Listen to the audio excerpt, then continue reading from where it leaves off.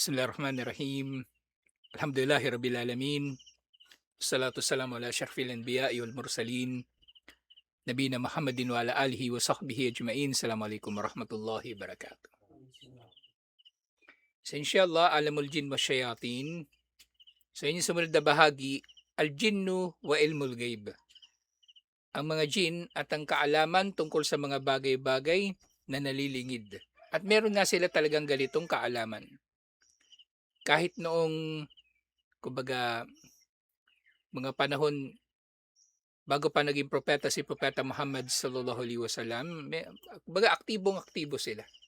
Pero nga lang, nung naging propeta na si Propeta Muhammad sallallahu alaihi wasallam, doon nila nakita yung pagbabago na naging mas matindi yung pagbabantay sa langit, na hindi na sila nakakakit doon basta-basta para makinig sa pinag-uusapan ng mga anghel tungkol sa mga pagtatakda ni Allah. Ibig sabihin, sa panahon natin ngayon, kaunti na yung kapangyarihan ng mga tagasunod nila o ng mga kampon nila o mga alipores, mga kasabwat nila na mamangkukulam sa lamangkero at iba pa. Pero sa kabila nun, nakikita pa rin natin yung, kumbaga, yung kapangyarihan na meron pa rin sila. Meron pa rin sila. Pero mas matindi nung unang panahon. Mas matindi talaga nung unang panahon. Sinasabi ni Sheikh Omar al-Ashkar rahimahullah, "Sya'a lada kathirin minan nasi annal jinna ya'lamuna al-ghaib." So laganap daw sa mga tao ang paniniwala na nalalaman ng mga jin ang mga nalilingid.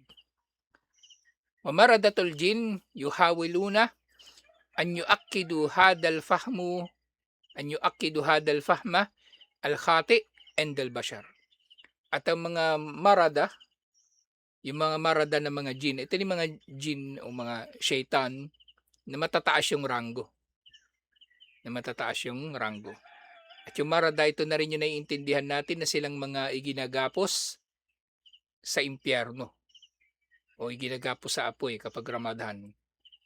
Siyempre, maaring mangyari pa rin na meron pa rin mga shaitan na matitira. At siyempre, pwede rin maaring mga hulugan na yung pagkakagapos na yun ay hindi literal. Pero yung marada na tinutukoy nga dito, sila na yung matataas ang ranggo ng mga demonyo. Tinitiyak daw nila na ang maling pag-unawa na ito ay lalaganap sa mga tao. Lalo nilang kinukumbinsi ang mga tao na totoo ito, na nalalaman ng mga jin ang nalilingid. Kasi nga may pakinabang. Kapag inakala ng mga tao na ang jin lang ang nakakaalam sa gamot sa ilang mga sakit at iba't iba pang mga kaalaman nila na pakikinabangan ng tao, eh di sa jin na sila mananalig, sa jin sila mananalangin, at sa jin sila hihingi ng tulong. Shirk, bandang huli ang nais talaga na ipapagawa nila sa tao. Wakadaban Allahu linnasi kadhibu hadhihi da'wa. At nilinaw na ni Allah ang kasinungalingan ng pag-aangkin na ito ng mga demonyo. Endama kabadaruhab nabiyihi Sulaiman, nang kinuha ni Allah ang kaluluwa ni Sulaiman alayhis salam. Wa kana qad sakara lahul jin ya'maluna bayna yadayhi bi amrihi. Na dinulot ni Allah na pakinabangan niya mga jin na nagtatrabaho para sa kanya. Wa abka jasadahu muntasiba. Na yung katawan ni Sulaiman alayhis salam nung namatay na siya, nanatili ito na nakatayo o nakaupo ng diretso. At sabi pa nga doon sa aya sa Quran, di ba, yung nakasandal kasi ito sa kanyang tungkod. Nakasandal ito sa kanyang tungkod, yung bangkay ni Sulaiman alayhis salam. Mustamarral jin ya'malun. At nagpatuloy ang mga jin sa pagkilos, sa pagtatrabaho, sa pag-aakala na nakabantay pa sa kanila si Sulaiman alayhis salam. Kasi kapag sumuway sila sa utos ni Sulaiman alayhis salam, parurusahan sila Si Sulaiman alayhis salam may bukod sa, kumbaga, kabilang sa kanyang mga aya yung pag-uutos sa mga jin, may kapangyarihan din siya na parusahan yung mga jin kaya napapasunod niya ang mga ito. Wahum la yadruna bi amri wafatihi. Nagpatuloy sila sa pagtatrabaho na hindi nila nalalaman, hindi nila napapansin, hindi nila nababatid, hindi nila napagtatanto, hindi nga sila naghihinala. Ba't hindi gumagalaw tong taong to? Hindi nila napapansin na patay na pala si Sulaiman alayhis salam. Hatta akalat dabatul ardi asahu almuttaka alayhi. Hanggang sa kainin daw ng isang hayop sa lupa yung kanyang tungkod. Na dito ay nakasandal si Sulaiman alayhis salam. So nakupo siya sa trono niya, ado yung tungkod niya, nakasandal siya doon, ganun, o nakaganon. Kinain ng anay, naputol yung tungkod na yon at bumagsak ang bangkay ni Sulaiman alayhis salam at doon lang nila nalaman na patay na pala siya. Pero patuloy silang nagtatrabaho para sa kanya. Dahil nga, ibig sabihin din nito, pagkabatay ni Sulaiman alayhis salam, malaya na sila. Malaya na sila. Siyempre, huwag niya na itanong, makaisip nung kambal, ba't tinayaan lang yung bangkay?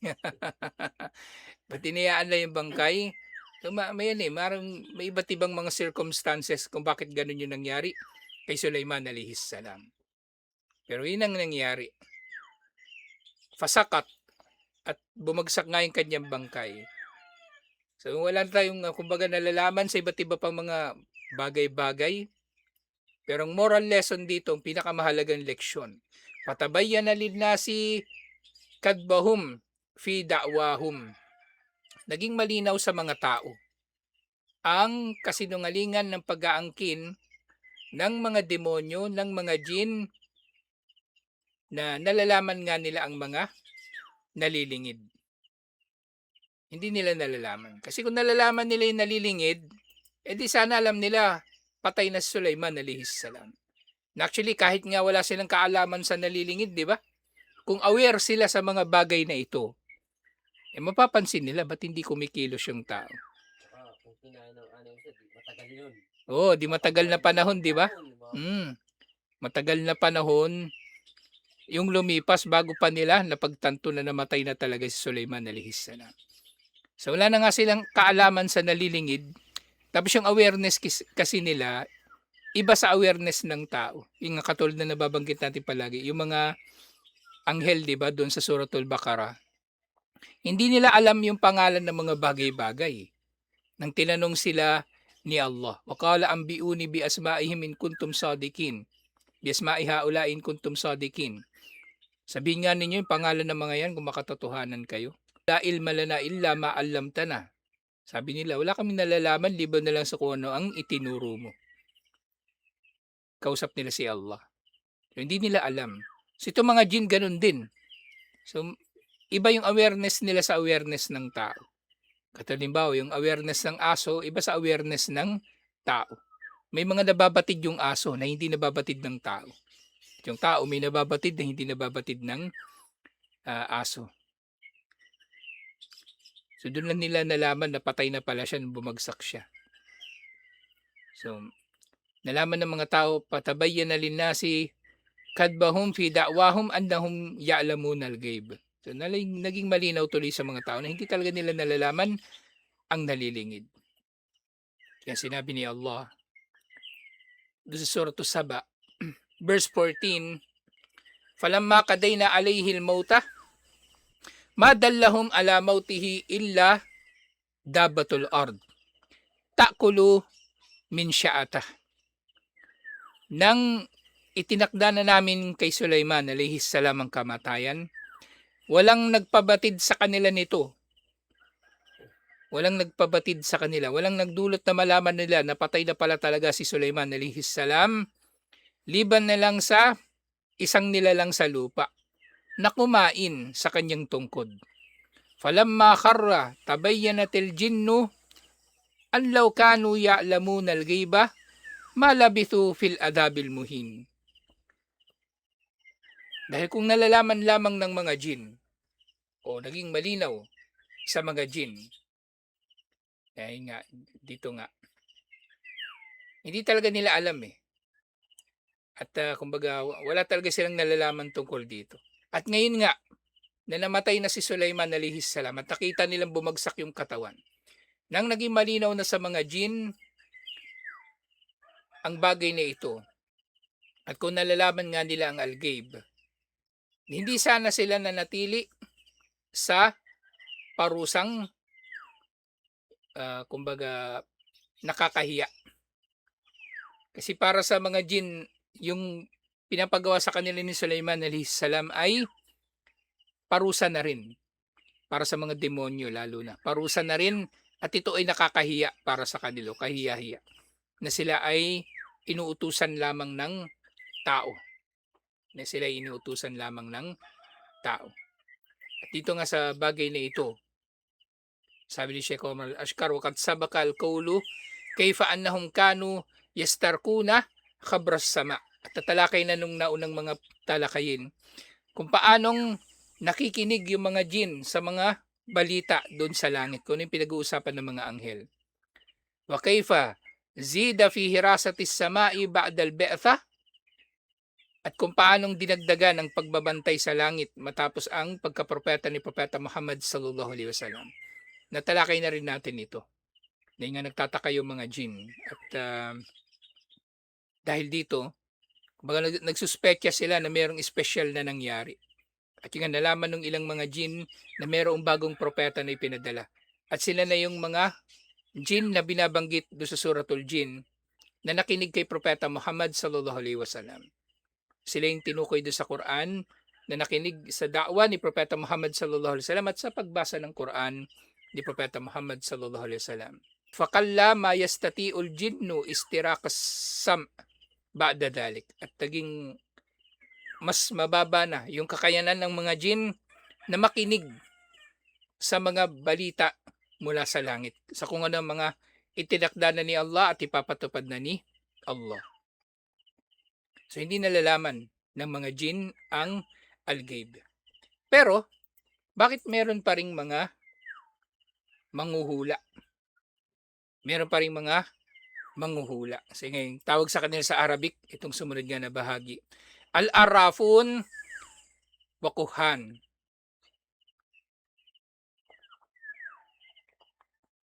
Yung arrafa at yung kihana, magkaiba ito na paraan ng panghuhula. Kasi merong iba-ibang paraan ng panghuhula yung mga tao. So maaring yung tao nanghuhula sa pamagitan ng baraha. Yun yung mga typical na nakikita natin sa mga pelikula. Ito ba ginagamit nila? Bolang kristal. Di ba? Isang patibot, si manang bola. At iba't iba pang paraan. Wabidalika, ya'lamu udmul khata alladhi yaqa'u fihi awamun nasi bi'tikadihim anna ba'dal bashari kal arrafina wal kuhan ya'lamuna al-ghaiba. O yun nga, kabilang sa mga maling pag-aakala ng marami sa mga tao ay naniniwala sila na merong ilang mga tao na may kaalaman sa mga nalilingid, katulad ng mga manghuhula at iba't iba pang mga katulad nila. Marami silang iba-ibang klase nga ng mga manghuhula. Kumbaga, yung pagkakatawag sa kanila ay depende sa kung ano yung paraan ng kanilang panghuhula. Fatarahum yadhabuna ilayhi yas'alunahum an umurin hadathat min sarakat wa janayat. At dahil sa kaalaman na ito ng mga manghuhula, na inaangkindag naman nila, pinopromote nila ito para malaman ng mga tao. Nang sa gayon, i-avail ng mga tao yung kanilang mga serbisyo. At may pera talaga din. May pera dyan sa panghuhula. Sabi nga nila, di ba si Madam Auring, yumaman yun sa panghuhula. At sa sobrang yaman niya, nagawa pa niyang magkaroon ng asawa. Nakapangasawa pa siya ng napakabatang lalaki. Kasi may panustos siya Ngayon siya katindi.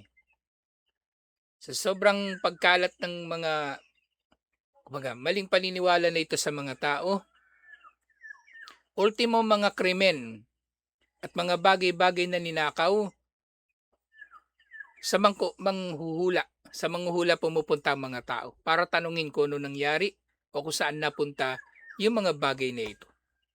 So hindi lang yung mga kababalaghan yung tinatanong nila sa mga manghuhula. Mo, kailan ako mamamatay, kailan ako yayaman, anong gagawin ko para sumuwerte. Ultimo mga practical na bagay. Doon nila sa manghuhula tinatanong. Wa umurun lam tahduth mimma sayakunu lahum wa liabnaihim. Siyempre, pinaka-popular na itatanong ng mga tao, yung tungkol sa mga hindi pa nangyayari sa hinaharap. Tungkol sa kanilang mga sarili o tungkol sa kanilang mga anak at iba pang mga tao. Wala kakabos sa'il wal mas'ul. At ito sa, kumbaga, ginagawa nila na ito, pareho lang silang naglolokohan. Yung nagtatanong at yung tinatanong. Yung nagpapahula at yung manghuhula. Falgaybu ilmuhu indallah. Ang halgayb, ang kaalaman dito ay na kay Allah lamang. Walang makakaalam nito kahit sino. Kahit si Jibril alayhis salam. Hindi niya nalalaman ang anuman liban na lang sa kung anong ituro sa kanya ni Allah. Ipabatid sa kanya ni Allah. La yudhirullahu alayhi illa man sya'a min rusulihi. Hindi mababatid ni numan ang halgayb liban na lang sa naisin ni Allah na mabatid ni numan, lalong-lalo na ng kanyang mga sugo. So the Surah Al-Jin, verse 28, sinabi ni Allah,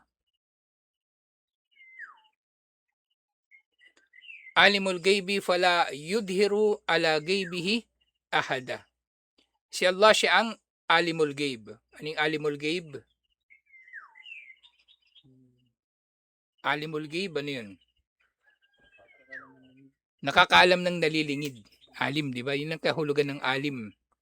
Di ba yung tawag sa sa mga maalam, alim, yan, alimul ghaib. Si Allah ang pinakamaalam. Siya yung pinakakarapat dapat tawagin ito. Siya nakakaalam ng dalilingid. Fala yudhiru ala ghaibihi ahada. At hindi niya, kumbaga yudhir, hindi niya inahayag ang anuman mula sa mga nalilingid na sino man, sa sino man. Hindi niya inahayag sa sino man ang anuman sa mga nalilingid illa manirtada min rasulin. Liban na lang sa sino mang naisin niya na makabatid dito. At kabilang dito yung mga sugo. Kabilang dito yung kanyang mga sugo. Yasluku min bayni yadayhi wa min khalfihi rasada. Na si Allah, yung mga sugo, yung kabilang doon sa mga dinudulot niya na makaalam sa mga nalilingid. At dinudulot ni Allah na magkaroon ng bantay sa harap at likod ng, kumbaga, binigyan niya ng kaalaman tungkol sa al-ghaib nang sa gayon ay, kumbaga, mananatiling al-ghaib itong bagay na ito. Hindi basta-basta rin na may ipapahayag sa mga tao. At gayon din, kung ano man yung nais ni Allah na may ipahayag ay may ipapahayag sa mga tao na mula sa al-ghaib.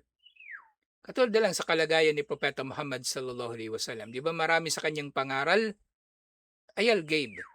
Mamangyayari sa kabilang buhay. Mamangyayari sa darating na panahon pagdating ni Dajjal lalo na. Naipahayag na yun ni Propeta Muhammad sallallahu alaihi wasallam. Liya'lama an kad ablaga risalati rabbihim wa ahata bima ladayhim wa ahsa kulla shay'in adada. Kasi nga para matiyak na naipahayag ang mga nais na ipahayag ni Allah. At si Allah nga ay nakapaligid sa lahat ng kanilang mga ginagawa at batid niya ang lahat ng bagay. Ultimo bilang ng mga bagay-bagay na nalalaman ni Allah. Kaya sa bagay na ito, wala tekado bi anna fulanan ya'lamul ghaiba takada athimun dal. Kaya sino man daw ang maniniwala na mayroong isang tao na may kaalaman sa mga nalilingid ang tao na ito na naniniwala ay makasalanan at ligaw. So yung paniniwala pa lang ay pagkaligaw na. So, hindi lang yung manghuhula ang naliligaw o may tuturing na ligaw, nagkakasala, pating naniniwala sa kanila. Kasi nga, itong mga ito, yukhaliful aqidat al-islamiyyah as-sahiha. Ang mga ito ay tumataliwas sa tamang akida sa Islam, allati taj'alu ilmal ghaibi lillahi wahdahu. Na sa ating akida, naniniwala tayo na ang kaalaman tungkol sa al-ghaib ay kay Allah lamang. Walang iba ang nakakaalam nito. So kung doon pa lang sa paniniwala, di ba, kasalanan na. Paano pa kaya yung ikaw na mismo, yung nag-aangkin ng kaalaman tungkol sa al-ghaib?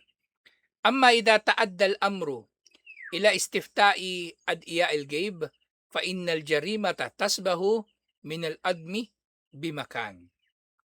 Pero kapag ang nangyayari na ay ang paghingi ng tao ng hatol o paghingi ng tao ng kaalaman tungkol sa nalilingid, ito ay mas matindi ng kasalanan na may tuturing. Siniulat ni na Imam Muslim at Imam Ahmad, sabi ni Propeta Muhammad sallallahu alaihi wasallam, man ata arrafan fasa'alahu an shay'in lam tuqbal lahu salatun arba'ina laylatan. Sino man ang magpunta sa manghuhula at tinanong niya ito tungkol sa anumang bagay, hindi tatanggapin ang kanyang sala ng 40 gabi. So matindi ito na kasalanan. Meron pang isa pang hadith, di ba? Yung hindi rin tatanggapin yung sala ng 40 days, yung kumakain ng haram, uminom ng alak, mga ganung bagay. So 40 days. At ang ibig sabihin nito, ng 40 days na hindi tanggap ang sala, mananatili ka pa rin nagsasala. Hindi mo pwedeng ititigil ang sala kasi isipin mo, 40 days hindi tatanggapin ang sala mo. Kasi nilinaw ito ng mga scholar tungkol sa usapin na ito. Oo, hindi tanggap ang sala mo. Pero hindi ibig sabihin na nawawala sa iyong obligasyon. Nananatili ang obligasyon. Nananatili ang obligasyon na magsala. Kumbaga ito yung parusa niya Parusa sa kanya na hindi tanggap ang kanyang sala dahil pumunta siya sa manghuhula. At tinanong niya ito. Hindi pa nga binabanggit dito yung kung naniwala ka ba Nagtanong ka pa lang. Hindi natanggap. Paano pa kaya pag naniwala ka na? So sabi ng mga scholar, kapag naniwala ka na talaga, ayun na. Nahuhulog ka na, maaring nahuhulog ka na sa shirk at kufur. Kasi mas pinaniwalaan mo na yung manghuhula, kumbaga, kaysa kay Allah. At doon ka na nagbase ng iyong mga desisyon at iba pa. Na yun nga, sinasabi ng mga scholar, kung dito sa pagpunta pa lang sa kanila at pagtatanong sa kanila, ay problema na, watasdiku haula ikufrun. Pero ang maniwala sa kanila ay kufur nga. Mas masahol. Iniulat ni Imam Ahmad mula kay Abu Hurairah. So kanina, pumunta lang tapos nagtanong. Ang parusa sa kanya, hindi tanggap yung kanyang sala. Ito yung naniwala na. Man ata kahinan aw arrafan fasaddaqahu bima yaqulu faqad kafara bima unzila ala Muhammadin. Sino man daw ang pumunta sa manghuhula? Yung kahin at arraf, yung binanggit dito. Tingnan nga natin yung i-google nga natin yung pinagkaiba nilang dalawa. Kasi pinagkaiba nila yung kung paano nila ginagawa yung kanilang panghuhula. Ito na nga. Al-kahinu yukbiru adatan anil gaybiyat al-mustakbaliyah. Yung kahin, primarily nalalaman nila yung primarily nakikilala sila na silang nakakaalam sa mga mangyayari sa hinaharap. Yan yung pinagkaiba nila yung kahin. Biwasitatil jinni wa istirakis sam. sa pamagitan ng mga jin at yung pakikinig nga ng mga jin sa langit. So ito na yung mga tumatanggap ng balita sa mga jin, yung mga kahin. Bainama yaktasirul arraf bima'rifatil umur al-khafiyya al-waqi'ah fil hadir awil madi.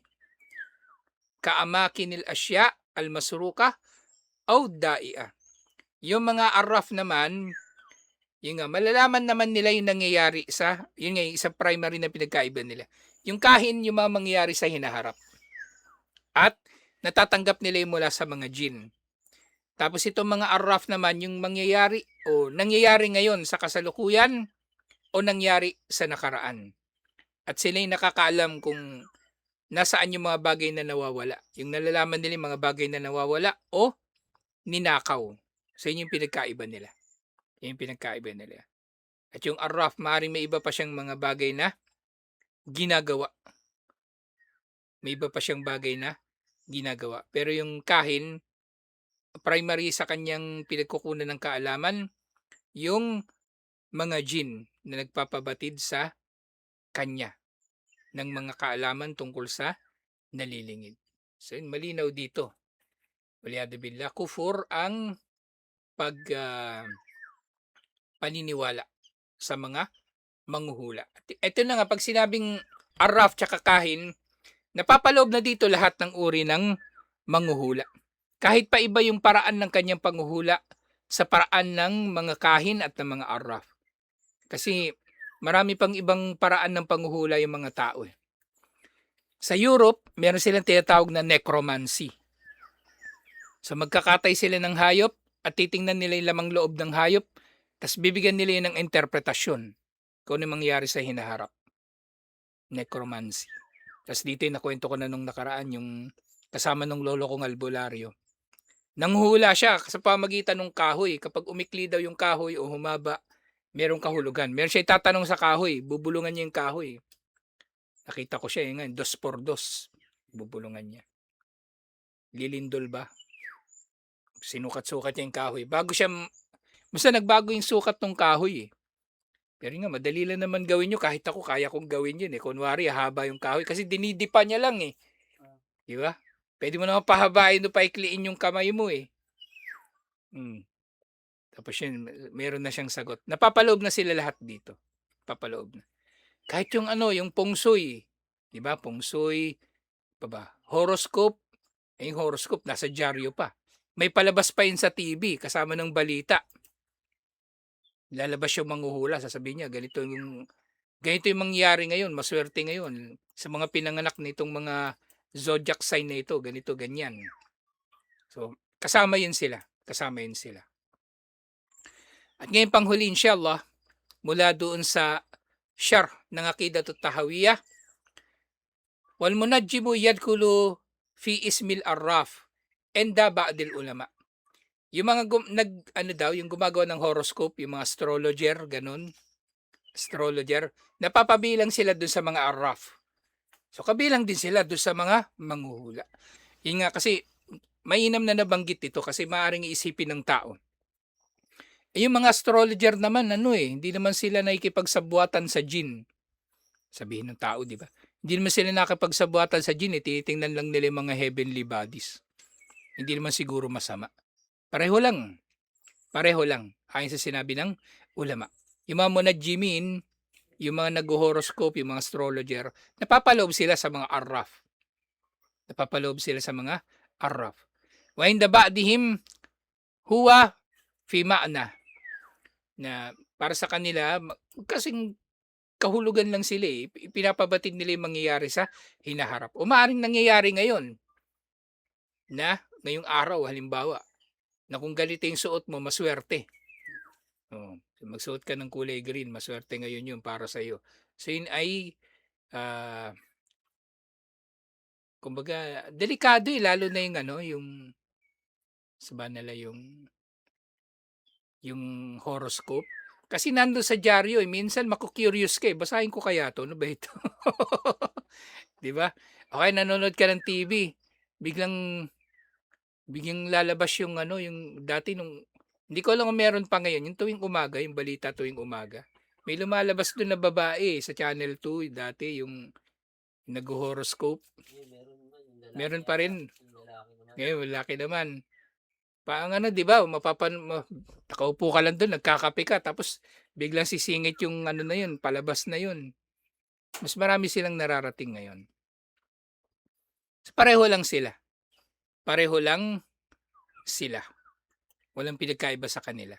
Kahit pa magkaiba yung kahulugan o ano pa man. Kung yung kahulugan nun ng pagbibigay ng kaalaman tungkol sa algae, pareho lang. فإذا كانت هذه حال السائل فكيف بالمسؤول. At yun nga sinabi doon sa paliwanag ng Aqidatut Tahawiyah. Kung mapanganib na yung kalagayan ng nagtatanong, di ba pwedeng hindi tatanggapin yung sala niya? Tapos may tuturing siyang kafir. Paano pa kaya yung tinatanong? Yung manghuhula mismo, di mas masahol yung kalagayan niya. Mamuraduhu idha kana sailu la tuqbalu lahu salata 40 yawman wa idha kana alladhi yasduqul kahin wal arraf yakfuru bil manzili ala rasuli sallallahu alaihi wasallam fa kayfa yakunu hukmul kahin wal arraf. May manok dito. Sala itim. Itim na itim oh. Australorp.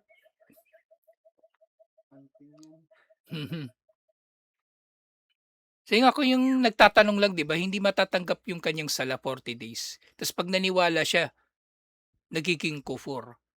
Paano pa kaya yung mismong manghuhula? 'Di ba? Magiging mas matindi yung hatol sa kanya. Magiging mas matindi yung hatol sa kanya.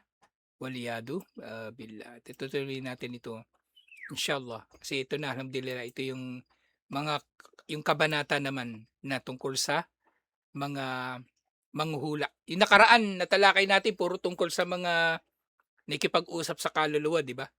O ito naman, mga manghuhula at na lahat kasi ng usapin na ito ay napapaloob, lahat ng usapin na may kinalaman sa kababalaghan o karunungang itim, ipinasok na ng mga scholar sa kabanata o sa usapin tungkol sa mga jinn kasi dito talaga sila may kinalaman. May kinalaman talaga sila sa mga bagay na ito. Alhamdulillah, nilinaw nila ang mga bagay na ito. Kasi sa mga Kristiyano malinaw.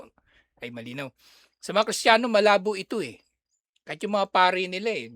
Sabihin ng mga pari nila, hindi kayo dapat tumatangkilik sa mga agimat, anting-anting. Pero hindi naman sila sinusunod ng mga tao eh kasi malabo eh. Ano ba talaga? Tas pininiwalaan pa. So, mamaya niya may pari pala talaga na gumagamit din ng anting-anting. Kailangan pa niya mga hula. Wala mo nga ako. Oo.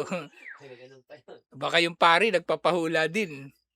Tapos lalong malilito yung mga tao. Pero sa atin malinaw ang bagay na ito. Alhamdulillah. Tutuloy natin ito inshallah. Assalamualaikum warahmatullahi wabarakatuh.